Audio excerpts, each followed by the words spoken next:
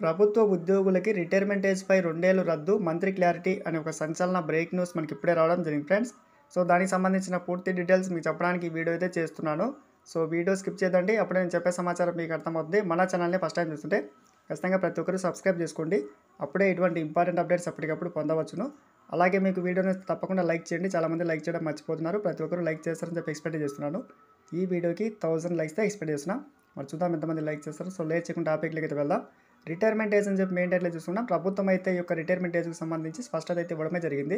పదవీ విరమణ వయసులో మార్పు అంశంపై ఊహాగానాలు వస్తున్న వేళ ప్రభుత్వం అయితే ఓ స్పష్టతనైతే ఇచ్చింది. ఉద్యోగుల రిటైర్మెంట్ ఏజ్పై ముఖ్యంగా మార్చే ప్రతిపాదన ఏది తమ వద్ద లేదు అని చెప్పి స్పష్టతనైతే ఇవ్వడమే జరిగింది. ముఖ్యంగా ఏపీలో మనకి ప్రభుత్వ ఉద్యోగస్తులకు సంబంధించి 62 సంవత్సరాల రిటైర్మెంట్ ఏజ్ అయితే ఉంది. అదేవిధంగా మనకి కేంద్ర ప్రభుత్వ ఉద్యోగస్తులు కూడా 62 ఏళ్ళు పెంచాలని చెప్పి ప్రతిపాదన వచ్చిన నేపథ్యంలో దీనిపై స్పష్టతనైతే ఇచ్చింది. ఇక్కడ చూస్తున్నాం. ప్రస్తుతం 60 ఏళ్ళు నిండిన తర్వాత ప్రభుత్వ ఉద్యోగస్తులందరూ పదవి విరమణ అయితే చేస్తూ ఉన్నారు.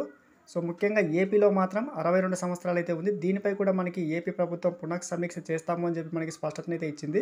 సో త్వరలో నిర్ణయం అయితే మనకి రావడమే జరుగుతుంది. ఇక్కడ చూస్తున్నాం. ప్రస్తుతానికైతే మనకి కేంద్ర ప్రభుత్వ ఉద్యోగస్తులకు అందరికీ కూడా మనకి రిటైర్మెంట్ ఏజ్ 62 నుంచి ముఖ్యంగా 60 సంవత్సరాలే మనకి ఉంటుంది. దీంతో మనకి 2 ఏళ్ళు రద్దు కావడమే జరిగింది. ఇటువంటి న్యూస్ కోసం సబ్స్క్రైబ్ చేసుకోండి. Thanks for watching. Have a nice day to all.